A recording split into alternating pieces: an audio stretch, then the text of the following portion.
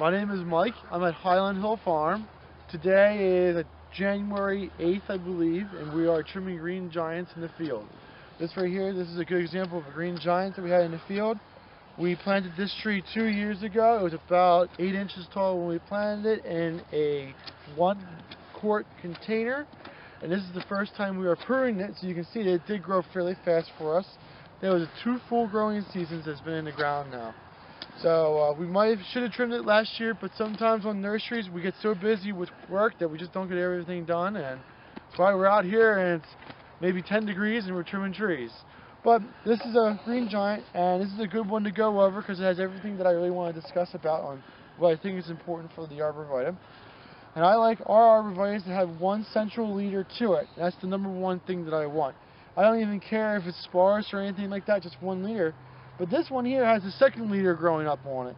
And we want to take care of that so it doesn't become a competitor or a dual leader or a codominant leader or whatever other word you want to use. So when we first start out, we'll go over to a spot where real nice branch union's at and cut off the piece that we want to get rid of. That way we have one leader, very defined.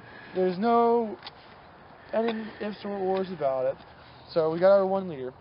Now, since it's a little bit thin, and not many people really like to have a real thin tree, we're going to go through and we're going to prune this guy down. And I could either cut it here for a light prune, or here for a little bit heavier of a prune. But since this is so sparse, we're going to do a little heavier of a prune. Then we're going to go on the sides and tip back the sides a little bit. And that's to encourage these guys here or these guys there to take over as central leader. The closer that the central leader is, the new leader coming in, to the old leader, the stronger it will be. So we're kind of hoping that this one here will take it, but if not, we have a couple extra spares to take over it. Since we trimmed those two, we're going to do the rest of the tree so it keeps its shape.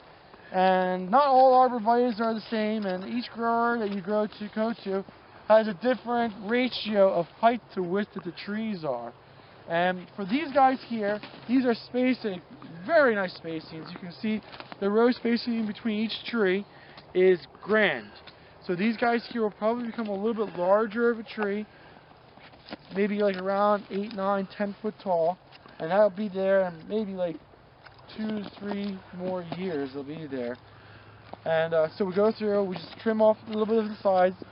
We make sure that all the tips are pruned everywhere to encourage this interior growth to come out.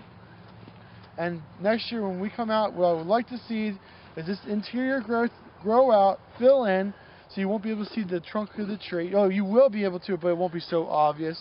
I also like to see a new leader sprout up on one of these. We may have to come through, and if 2 or 3 of them develop, we may have to go through and trim them. But arborvitae, green giant especially, doesn't really do that. They usually have just one, and that's all that it does. So that's kind of how I like the tree.